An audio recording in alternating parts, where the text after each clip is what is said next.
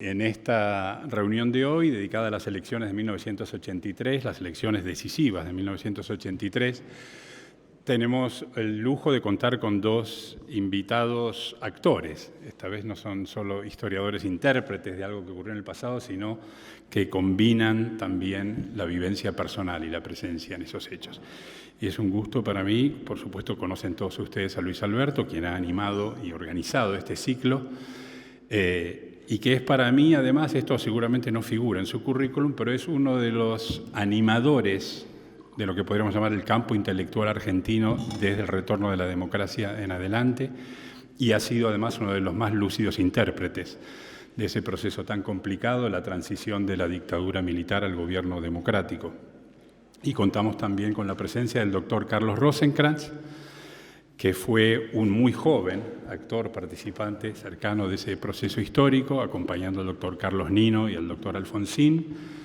Carlos Rosenkrantz es abogado, medalla de oro de la Facultad de Derecho de la Universidad de Buenos Aires, se graduó luego en Leyes en la Universidad de Yale, ha sido rector de la Universidad de San Andrés, es miembro de la Corte Suprema de Justicia desde 2016, y presidente de la Corte Suprema de Justicia desde el año pasado.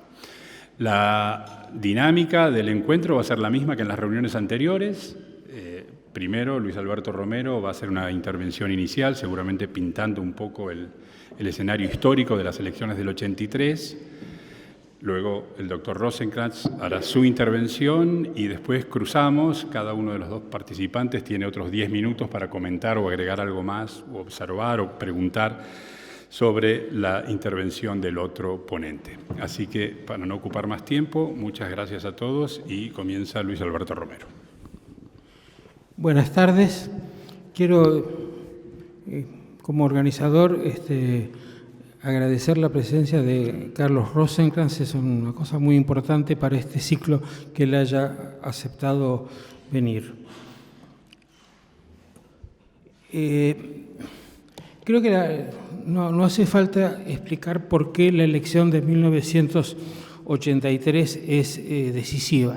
Quizás baste decir con que fue la primera derrota que el peronismo tuvo en una elección presidencial y solamente desde entonces hubo otras dos, de modo que tiene una cosa muy especial en sí misma.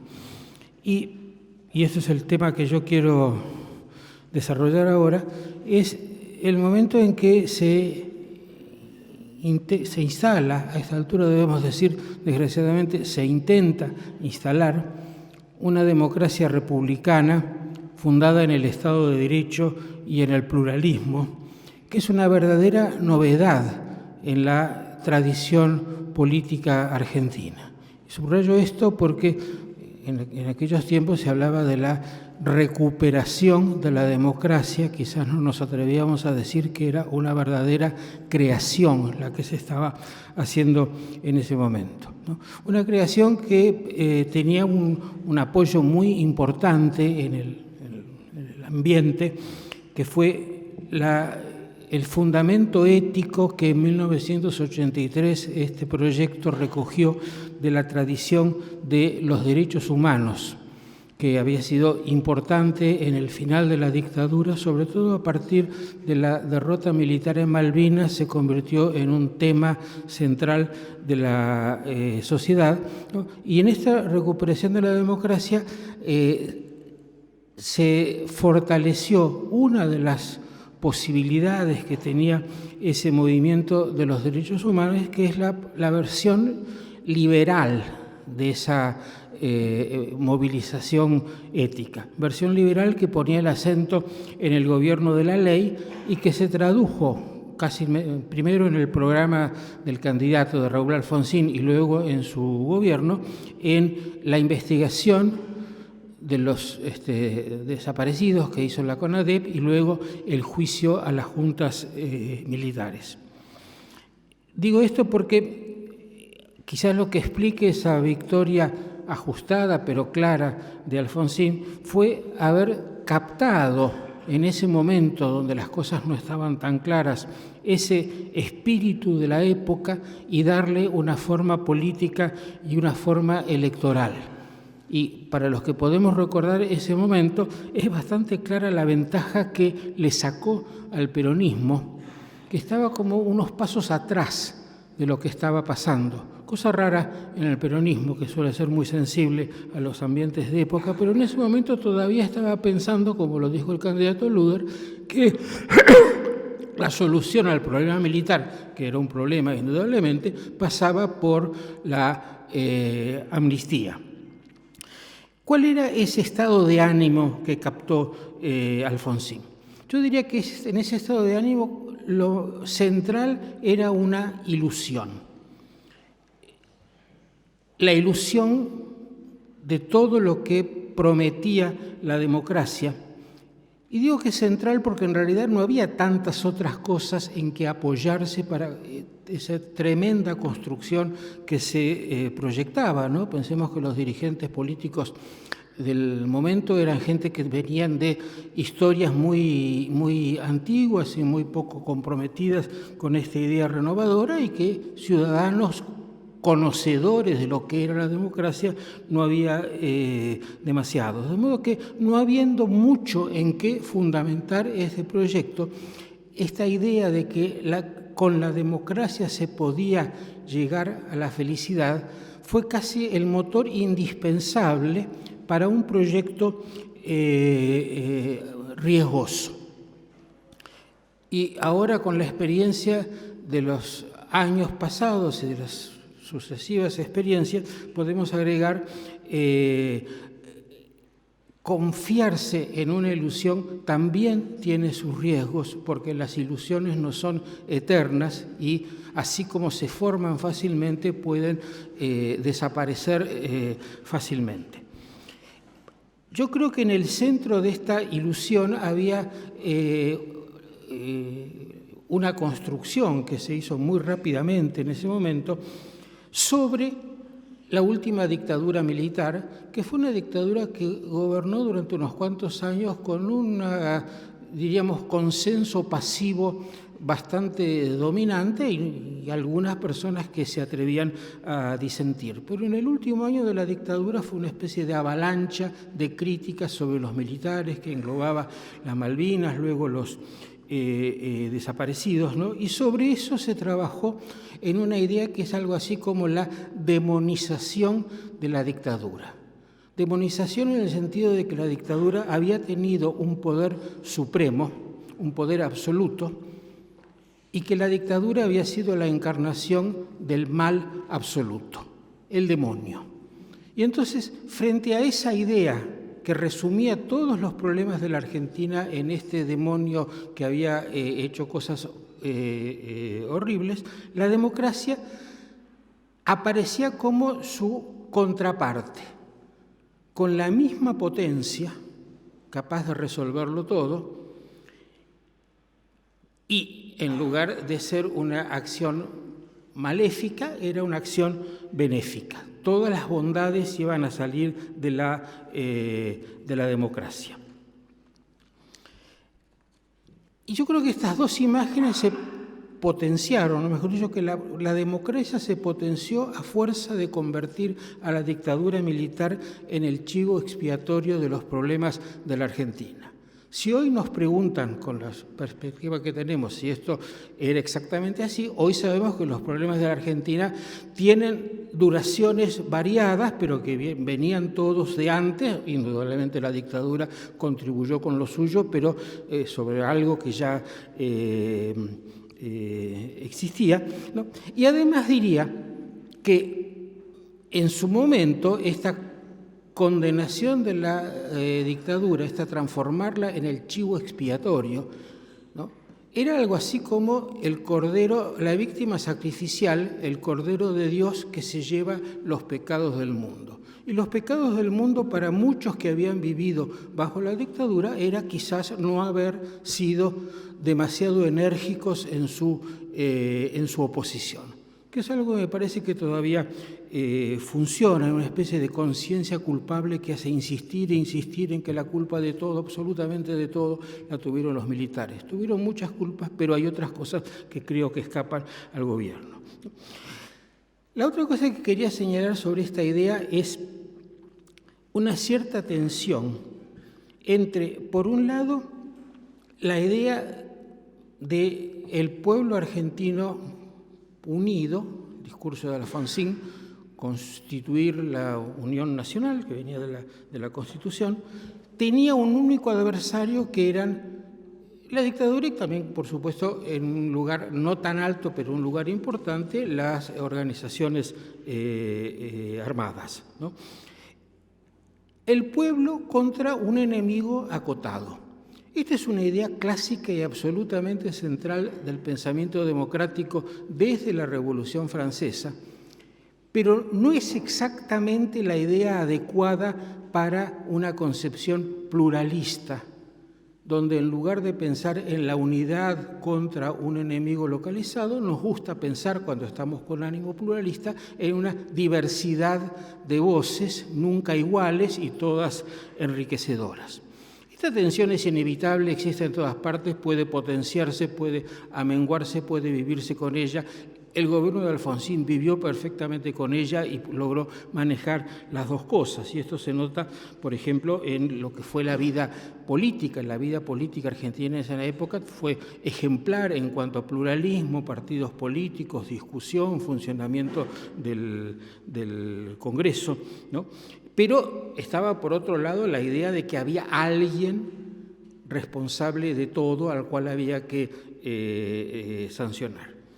El otro elemento atractivo del discurso de Alfonsín, el otro elemento que apeló a la imaginación del momento, fueron esas famosas palabras: con la democracia se come, se educa, se cura. Es decir, la idea de que la democracia, además de crear un sistema político adecuado para el funcionamiento, para el Estado de Derecho, para la convivencia, etcétera, etcétera, para la resolución ordenada de los problemas, además era capaz por sí sola de solucionar esos problemas, de garantizar la solución de esos problemas.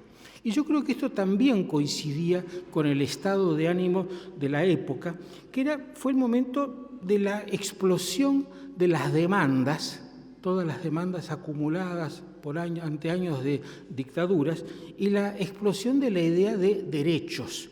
Tenemos derecho a tal cosa, ¿no? La extensión de la idea de derechos humanos de una manera muy amplia, derechos que por supuestamente tienen como referente el Estado. El Estado nos debe tal cosa, que es una de las características que tuvo la construcción de la ciudadanía en ese momento, donde todos éramos muy conscientes de los derechos y muy poco conscientes de que esos derechos implicaban deberes, por ejemplo, desde la cosa más básica de pagar impuestos hasta una cosa un poco más elaborada, que es que de alguna manera la autoridad debe ser obedecida si se quiere vivir en una sociedad ordenada, ¿no? En el clima del 84, cualquier reclamo de obediencia significa, sos un autoritario, estás volviendo a la dictadura, etc., ¿no? Estaba tratando de mostrar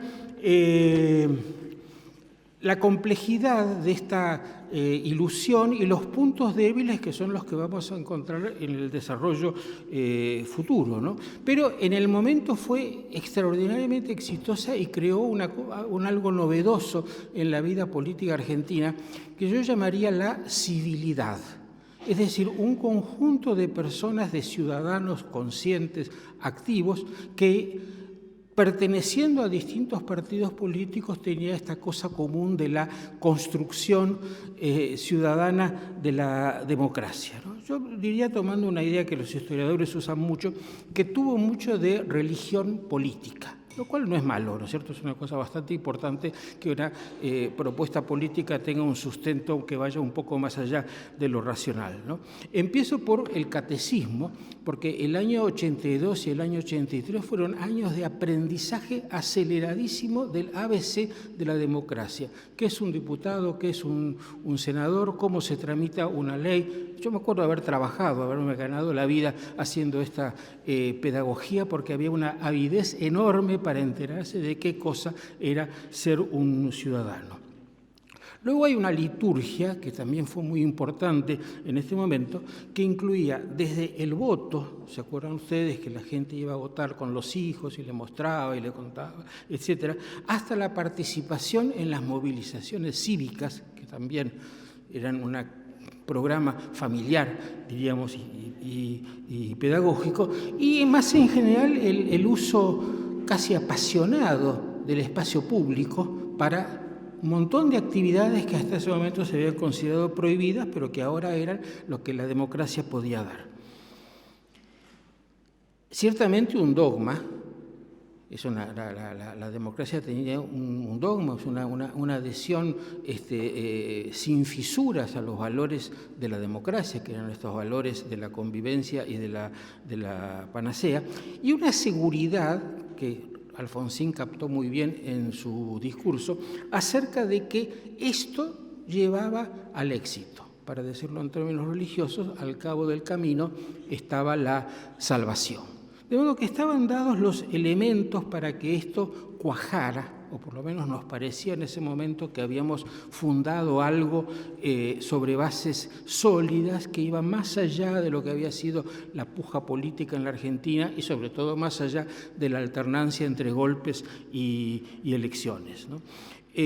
Una prueba de hasta dónde llegaba la militancia, en mi recuerdo esto, en las manifestaciones que hubo en Semana Santa de 1987, en todo el país, todas las plazas llenas, una cosa muy, muy impresionante y difícil de imaginar que se repita, ¿no?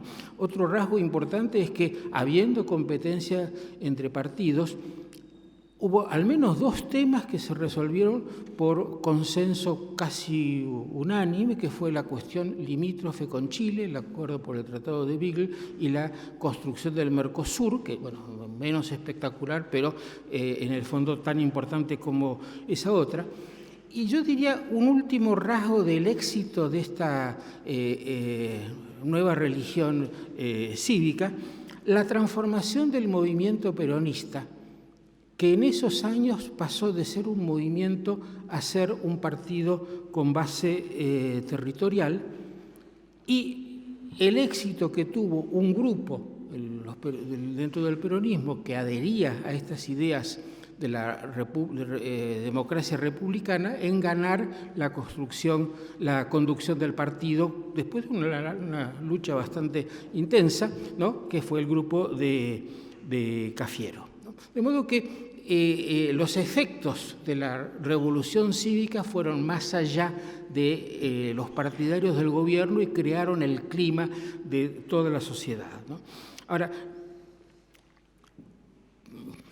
algo debía de estar callado en este consenso para que durara tan poco y se explotara de una manera como explotó, ¿no? Uno de los puntos que por ahí podemos luego desarrollar si hay alguien que le interese como pregunta, es que la interpretación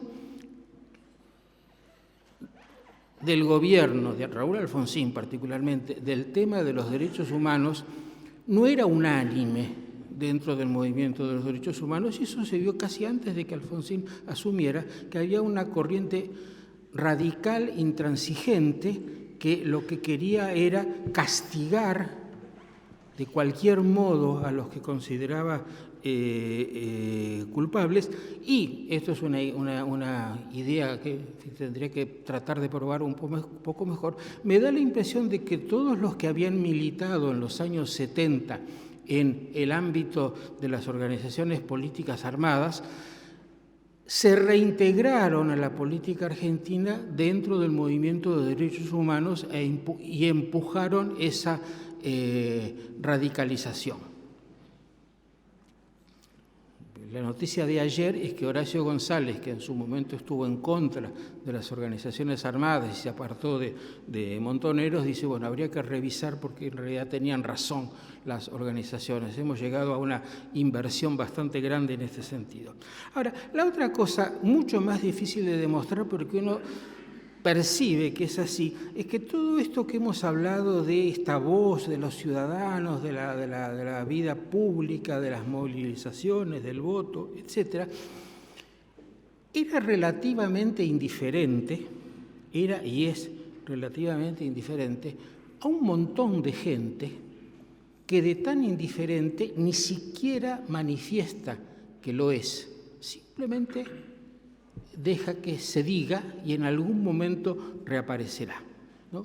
Si juzgamos, miramos las cosas a la luz de los resultados 36 años después, vemos que esa gente debió ser una masa importante porque hoy son una amplísima mayoría, aun cuando es cierto que la sociedad cambió mucho en esos años, ¿no?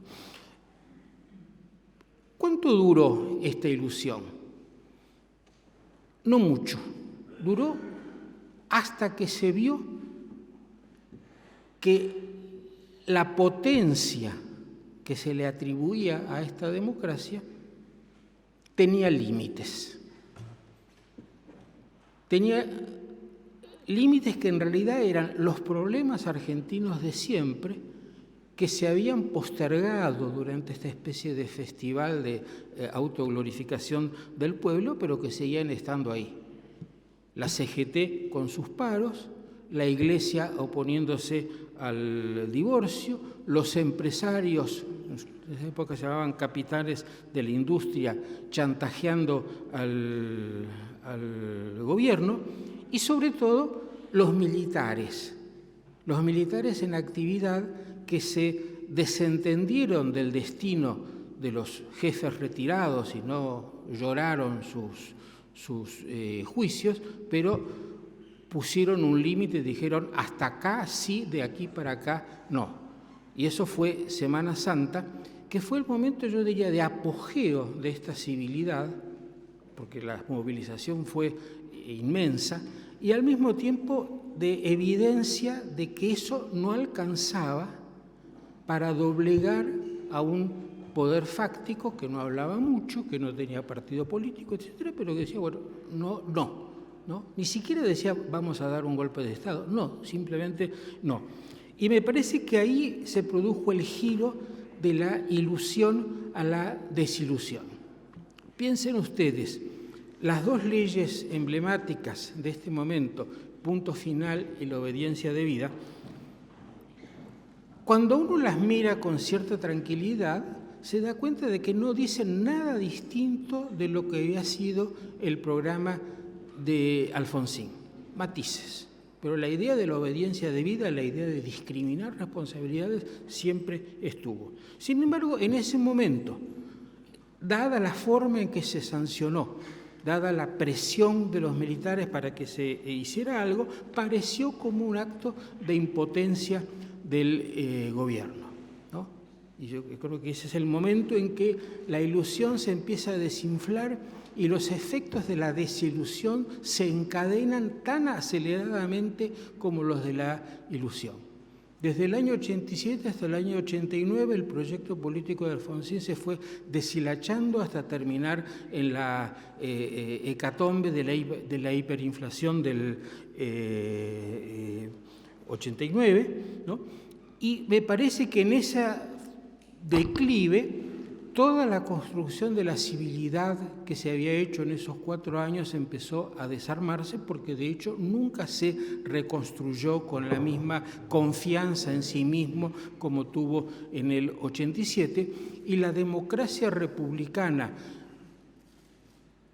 fundada entonces, vista desde ahora, mirando en panorama los 35 años, bueno, si uno quiere ser optimista, y debe serlo, dice, seguimos teniendo continuidad democrática, esto es básico, etcétera, etcétera. Pero tenemos una democracia muy parecida a lo que fue la democracia del irigoyenismo y la democracia del peronismo, una democracia más bien de líder que de república, más bien plebiscitaria que de deliberación, ¿no?